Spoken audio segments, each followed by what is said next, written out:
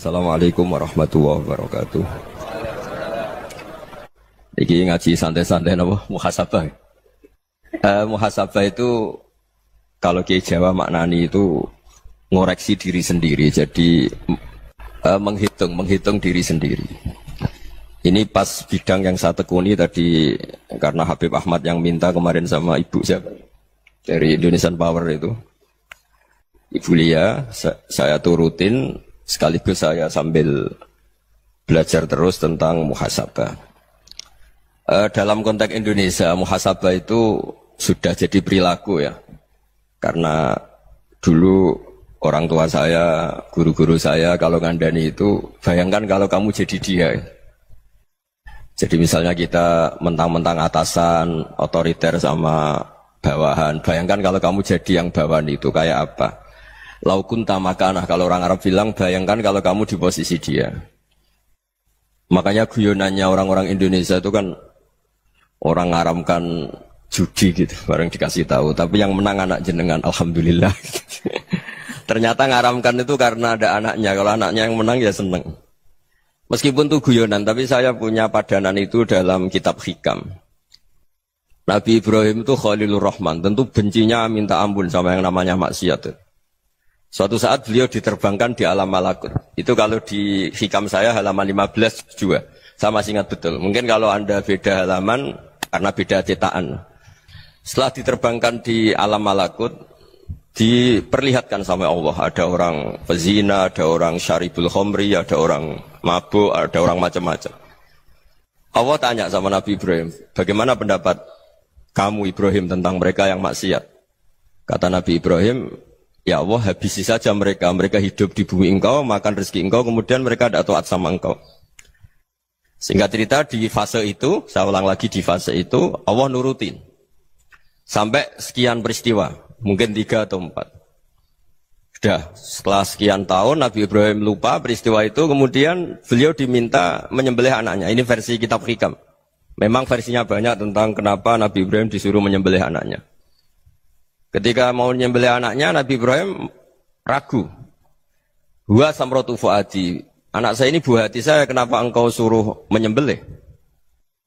Terus kata Allah, apa kamu tidak ingat ketika kamu saya angkat di alam malakut, kemudian kamu usul bunuh-bunuh, saya ada mempertimbangkan usul Anda, tapi kenapa sekarang saya merintahkan kamu mikir gitu?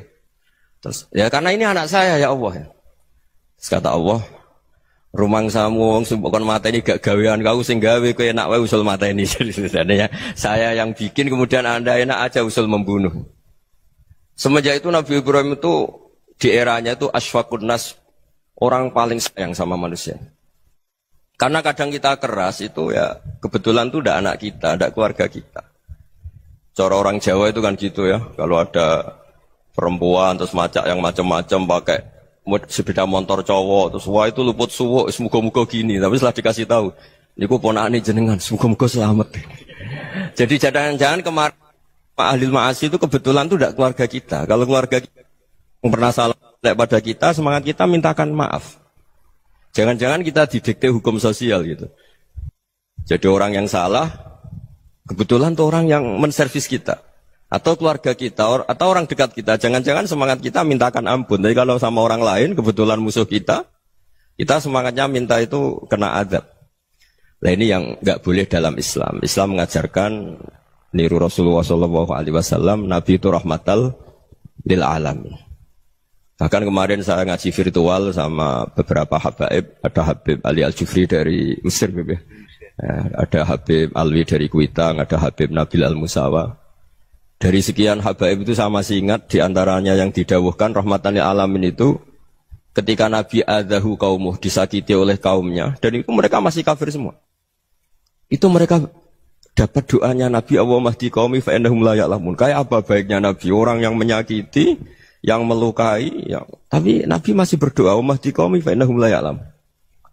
Sayyidina Umar dapat doanya Nabi itu ya khina kana kafiran, ketika masih kafir didoakan. Allahumma a'izzal Islam bi Umar. Itu ketika masih kafir. Itu pelajaran bagi kita bahwa yang sedang tidak cocok pun itu berdapat doa kita. Ya doa supaya kondisi kita baik, hari tambah baik. Karena agama ini Saya berkali-kali bilang limangka nayarjuwa hawal yawmal akhir. Agama ini diperuntukkan bagi yang selalu punya harapan pada Allah Subhanahu wa taala. Saya cerita muhasabah ini tentang hubungan kita dengan Allah. Di Indonesia itu banyak orang fasik, banyak orang nakal. Ya di mana-mana orang nakal itu ya mayoritas wa aksaruhum fasikun. Tapi berkahnya harapan. Mungkin saya kira nakal sok benda, mungkin saya kira sholat sok ben sholat, mungkin sekarang belum sakhok, belum dermawan, suatu saat dermawan. Barokahnya itu kefasikan ini dianggap sementara, sedang fasik, sedang tidak benar. Karena kiai-kiai kita, para guru-guru kita, para habaib utamanya itu mesti bilang semoga husnul khotimah. Nah barokahnya doa itu semoga husnul khotimah itu menjadikan satu pola sosial. Yang sedang fasik ini masih diharapkan jadi lebih baik, jadi lebih. Sehingga kita tidak ngambil sikap ekstrim, yang ingin menghabisi atau ingin mengadili, tidak. Karena selalu kita punya harapan. Dan agama ini limangka nerjuwa hawal yawmal akhir. Bayangkan dulu kalau yang nakal itu anak kamu. Pasti kamu nggak ingin kan langsung dapat azab, dapat apa. Padahal kita semua jadi tokoh ini abul kulli, bapak dari semuanya. Sehingga ketika Rasulullah SAW jalan-jalan kemudian melihat perempuan sedang menyalakan api. Kalau apinya mati ditiup, anaknya dijauhkan. Nanti kalau sudah jauh dari api, anaknya digendong lagi.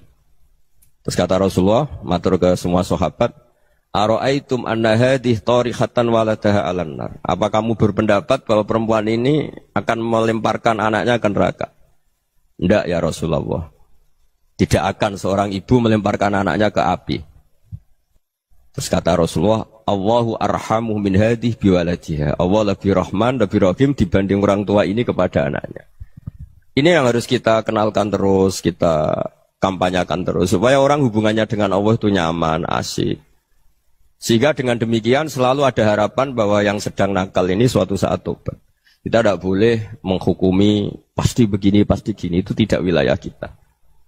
Itu juga yang dicontohkan Rasulullah SAW. Secara lahir Nabi itu nggak berkenan sama Wahsy, karena Wahsy itu salahnya salah fatal karena membunuh ahabban nasi ila Rasulillah, yaitu membunuh Said Hamzah. Jadi ketika Wahsy tobat, Nabi itu nerima tobatnya. Dan ketika beliau dengan basariyahnya nggak siap ketemu Wahsy karena harus ingat Said Hamzah, basariyahnya diturutin. Oke, kamu iman saya turutin, tapi jangan sering ketemu saya. Karena kalau ketemu kamu saya masih ingat sama paman saya Said Hamzah.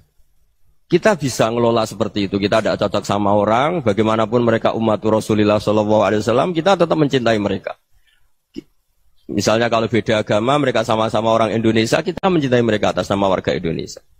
Tapi kalau misalnya potongannya ora cocok, beda kultur, bawaannya itu mangkel no coro Jawa, ya bisa diilmoni, jangan ketemu. Wong sudah tidak cocok, ingin ketemu nyari solusi. Roh ini tok seneng itu kan ya repot gitu. Ya sudah kalau nggak mati cocok ya jangan sering ketemu. Dan itu kita bisa memanage seperti itu tuh bisa. Saya berkali-kali cerita tentang Imam Syafi'i. Kalau dikasih tahu ya Imam Abu Abdillah, panggilannya Imam Syafi'i, tetangga Anda ini ternyata banyak yang nggak senang Anda. Jawabnya beliau senang. Ya bagus kalau nggak senang saya, ndak utang saya katanya. Jadi gara-gara saman seneng aku ngatur aku ini kan. Dan mungkin saman rasa seneng kan ya enak. Jadi hidup itu dianggap happy. Kalau seneng ya teman silaturahim, kalau nggak seneng ya nggak bakal utang gitu. Baru kayak rasa seneng itu nggak ganggu. Gitu. Jadi dulu itu orang bisa ngelola seneng tidak seneng itu bisa.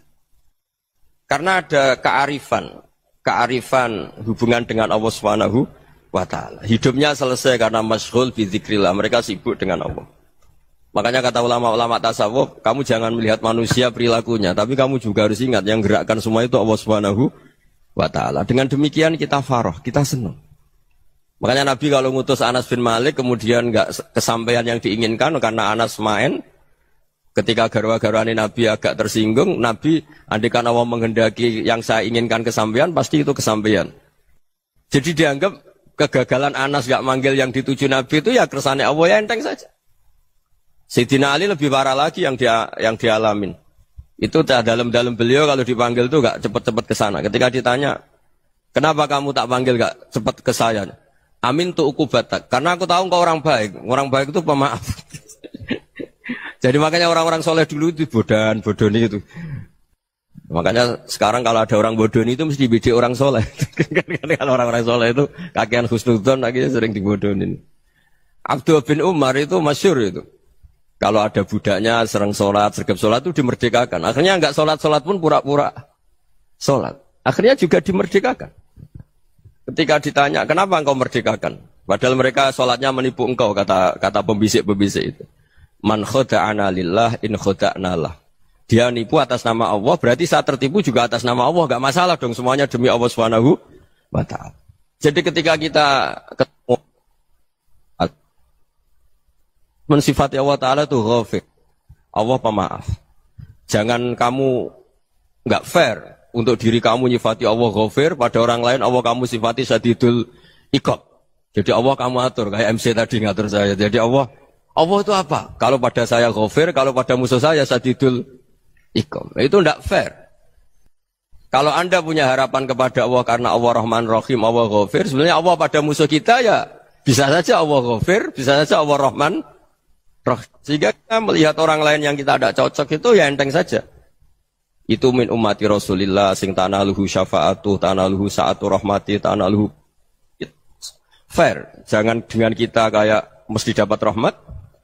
Jangan orang lain kayak Allah pasti syadidul iqab. Itu tidak boleh. Sehingga ketika ada orang Badui, singkat cerita orang Badui ini kencing di masjid. Semua sahabat membentak dia. Yang enggak bentak hanya Nabi tok. Saking mangkalnya orang ini karena semua sahabat bentak kecuali Nabi. Setelah dibenarin Nabi, terus Nabi nyuruh sabbu ali dhanuban min ma'in. Setelah disucikan masjid itu, dia berdoa keras sekali. Allahumma arhamni wa Muhammadan wa la tarham ma'ana ahadan. Ya Allah, yang berhak dapat rahmatmu hanya saya dan Nabi Muhammad, yang lainnya jangan. Karena yang lainnya itu jengkelin, gitu aja saya salah dimarah-marahin gitu. Jadi kalau kamu doa terbatas ya kayak orang Bedui ini, kayak orang Arabi. Apa kata Nabi? Laqad tahajjarta wasi'an. Allah yang rahmatnya luas menjadi kamu sempitkan. Karena kamu mau atur Allah hanya rahman pada Indonesian Power, pada NU, pada kita yang orang lain nggak perlu dapat. Itu kan kasihan Islam karena Islam terus nggak dimiliki semua orang. Allah nggak dimiliki semua orang. Rasulullah nggak dimiliki semua orang karena di NU, di ormas tertentu, di nggak boleh seperti itu. Nggak boleh takhasyar tawasian kata Nabi, nggak boleh mempersempit zat yang rahmatnya itu luas. Ini semoga etika ini kita pakai di Indonesia. Yang sedang fase kita harapkan lebih baik.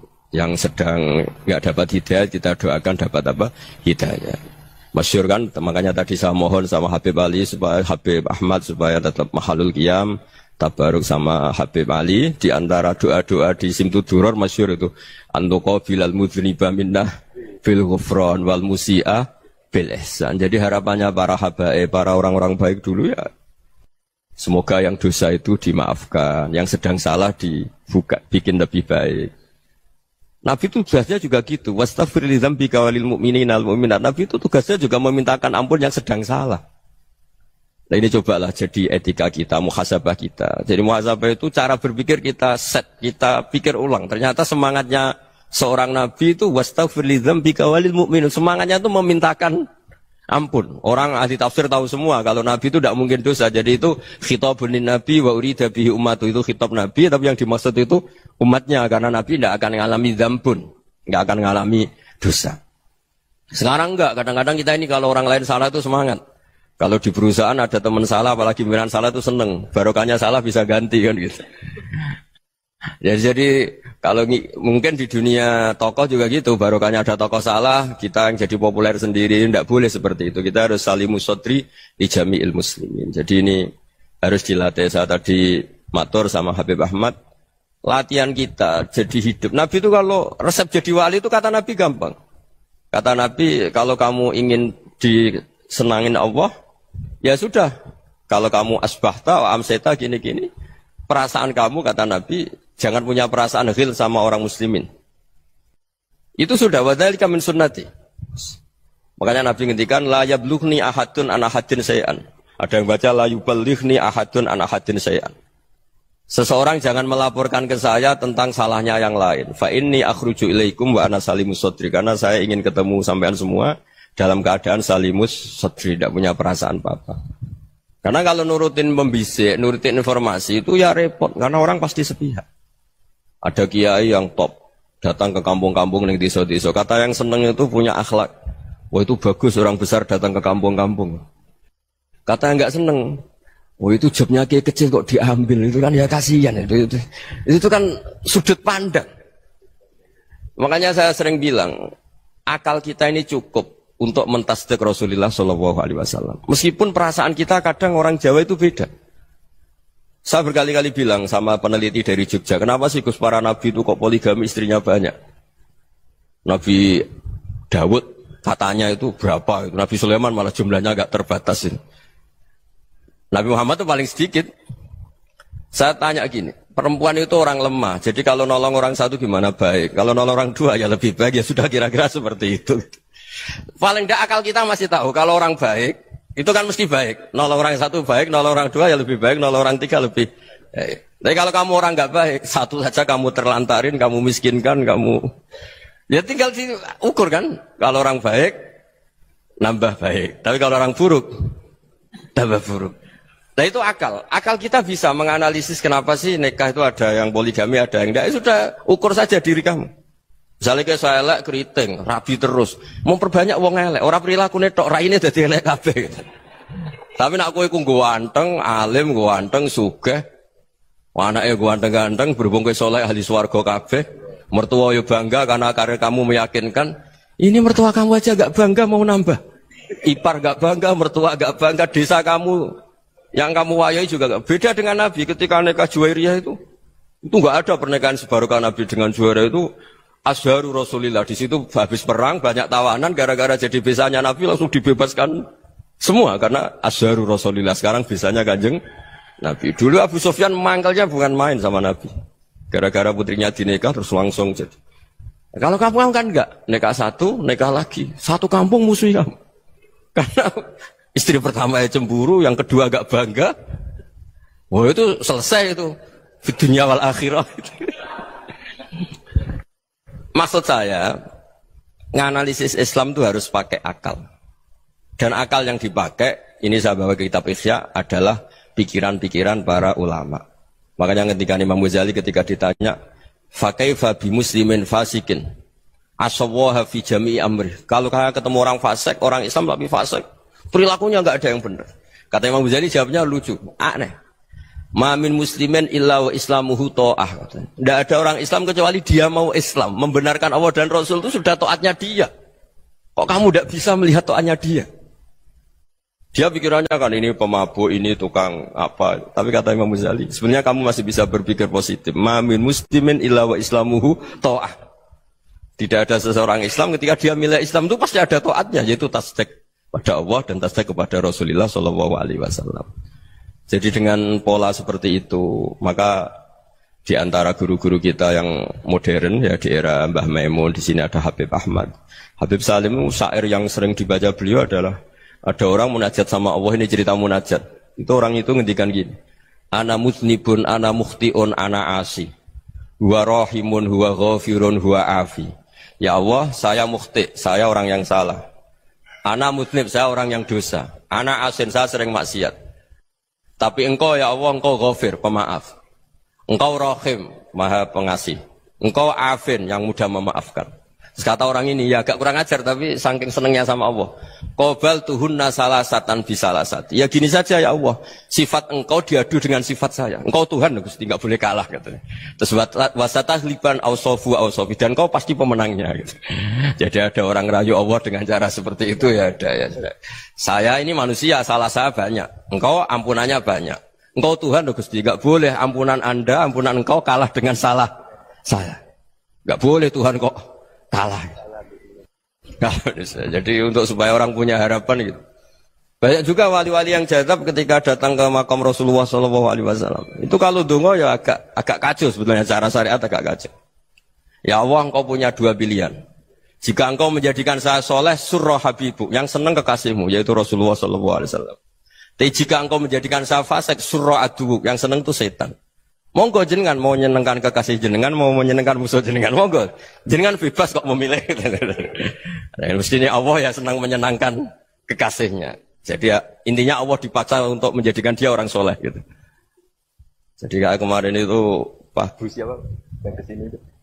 kuliah ke sini itu sama Habib Ahmad. Saya pertama nggak mau, lama-lama Habib Ahmad. Ini gimana, Gus? Orang taunya saya dekat jenengan, kalau nggak kasil saya waduh, Beb. Ini kayak doanya wali yang tadi. Nggak punya pilihan, Beb. Nggak ada pilihan ini.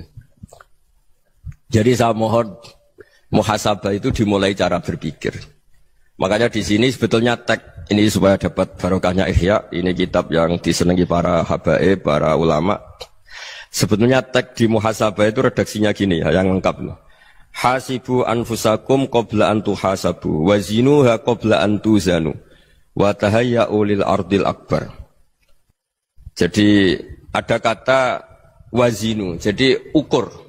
Perilaku Anda ini diukur, ditakar. Misalnya kita sebagai suami kan ya punya hal-hal yang kita tidak ideal. Cara wong Jawa mesti pesek. Cara rezeki ya pas-pasan. Dan kita juga kalau makanya agak boleh tanya istri begini, apa saat cinta pertama Anda? Pasti Anda kecewa. Orang jadi istri hanya korban terakhir itu. Sudah. Karena orang kalau ngelamar kemana-mana gak jadi, yang jadi istri itu pasti korban terakhir itu. Jarang istri pilihan pertama, jarang. Ayo semua yang nikah. Rata-rata itu pilihan Anda pertama Pak, dari sekian ditolak di mana-mana terus. Ya perempuan terakhir. Kamu juga korban terakhir gitu. Itu wali-wali dulu kalau ngandani kita itu sederhana. Antal ini masyhur diceritakan Habib Zain bin Semit dalam kitab Al-Manhajus Sawi. Antalam tajid min nafsika kullama turid.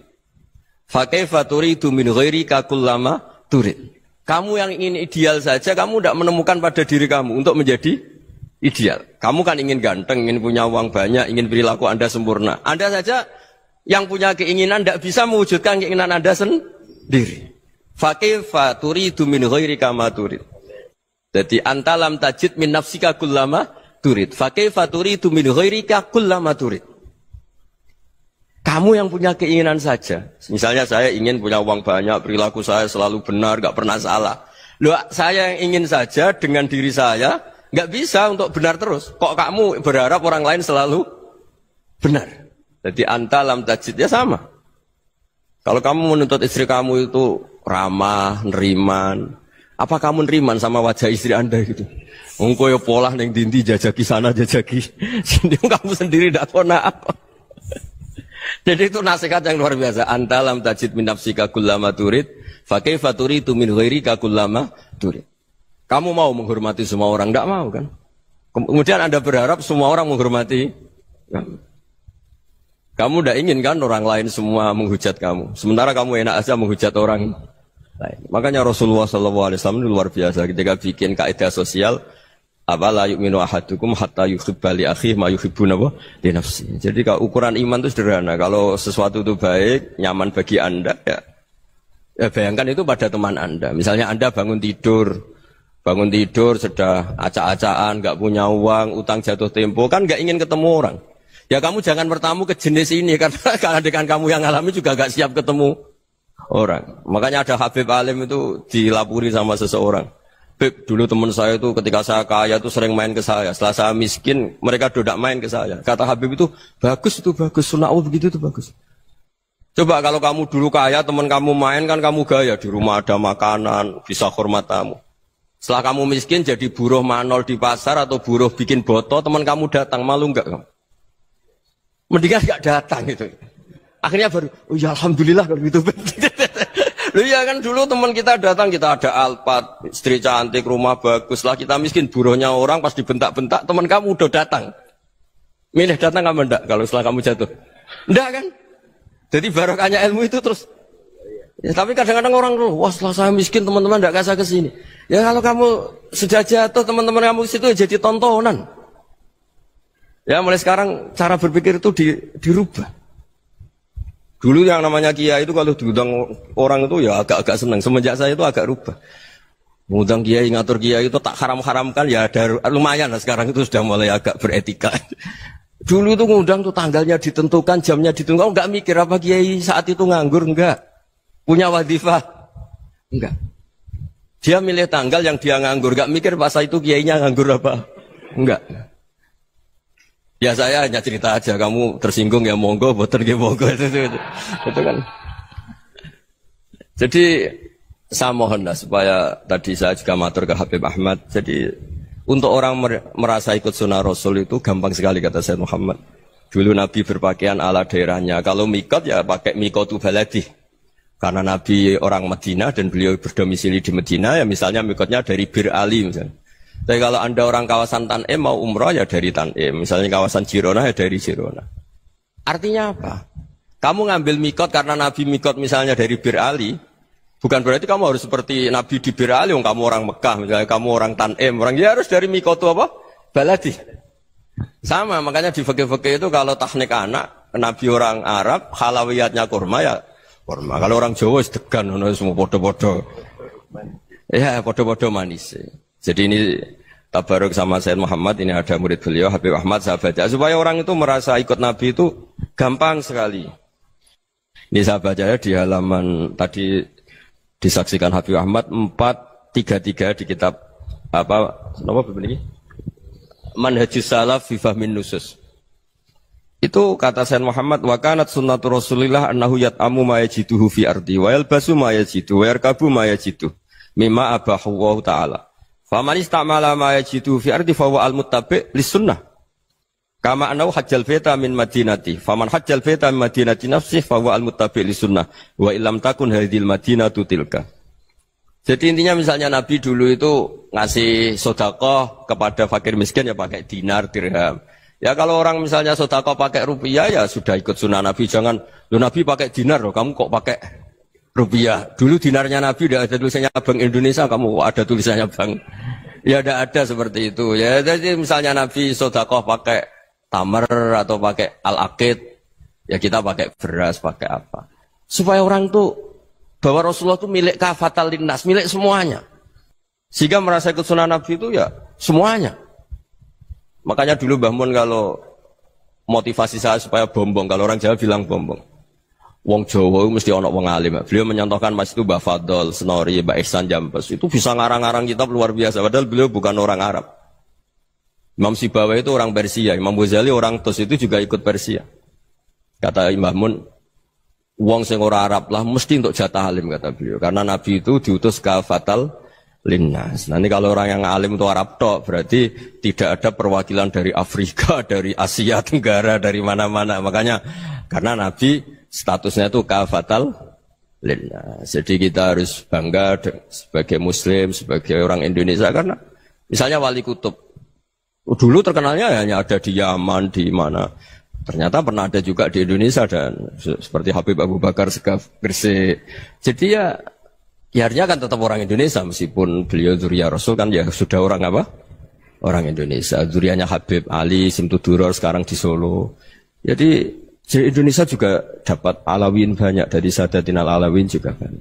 Jadi saya mohon barokahnya ngaji seperti ini.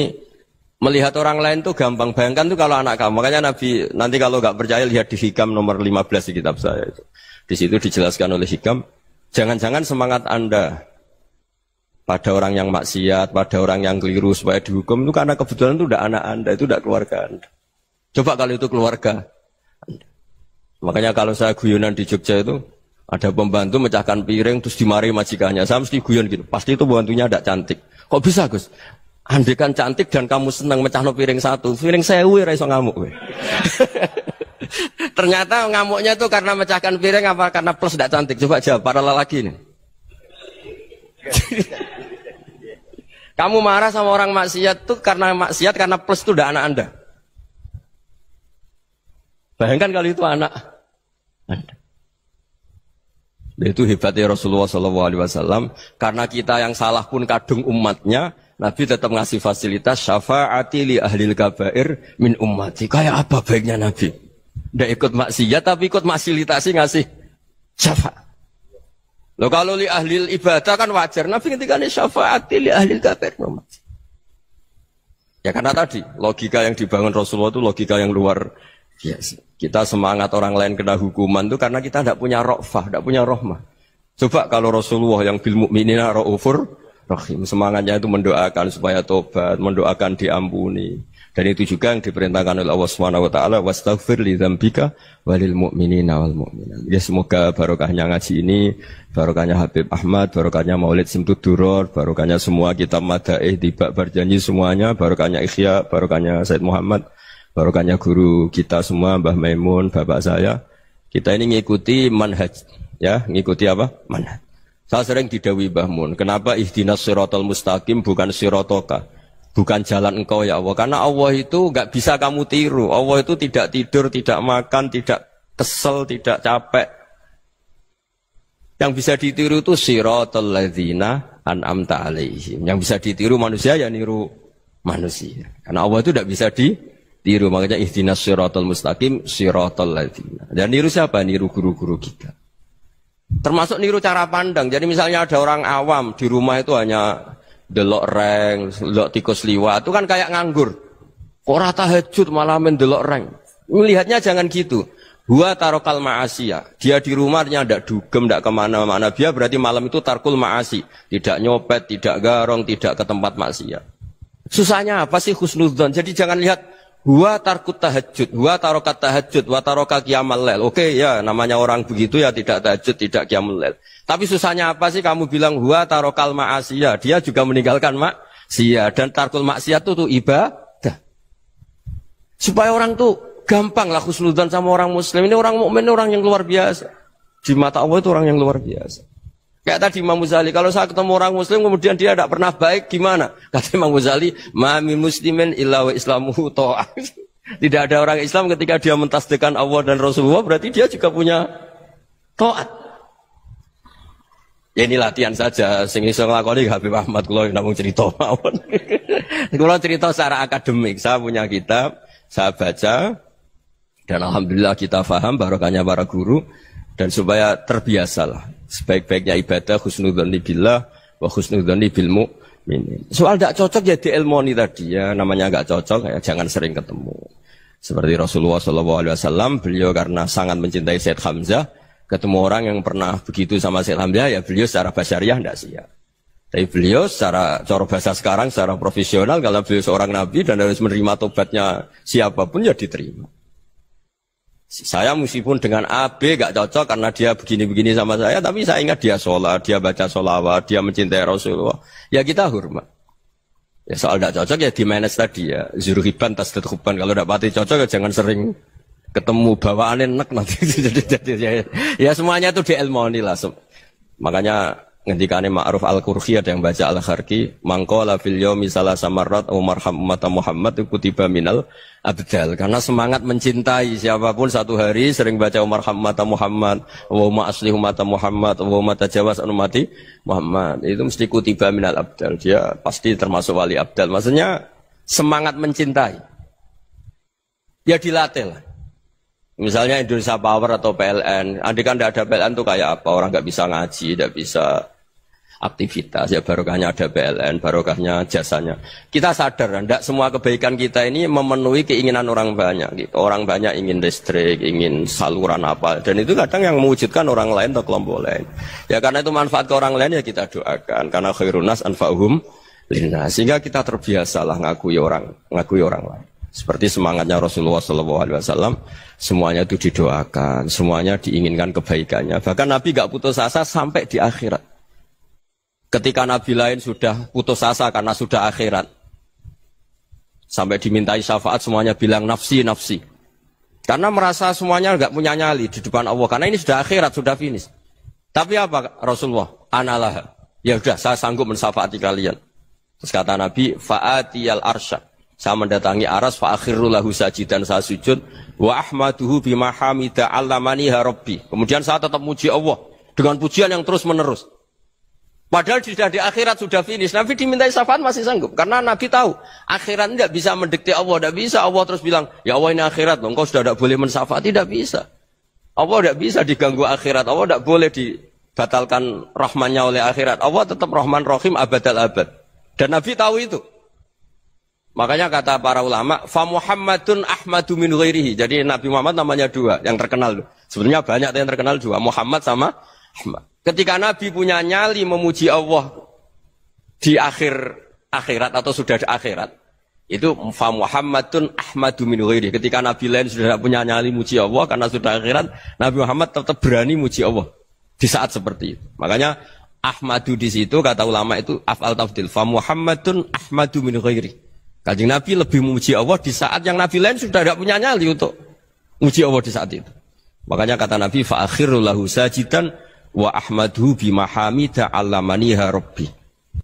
Akhirnya setelah lama gitu terus Allah ngendikan ya Muhammad irfa' ra'sak wasal tu'tah wasfa' tusyaffa. Sudah Muhammad angkat kepala kamu minta apa saya turutin dan kalau kamu ingin mensyafaati umatmu saya beri hak napa?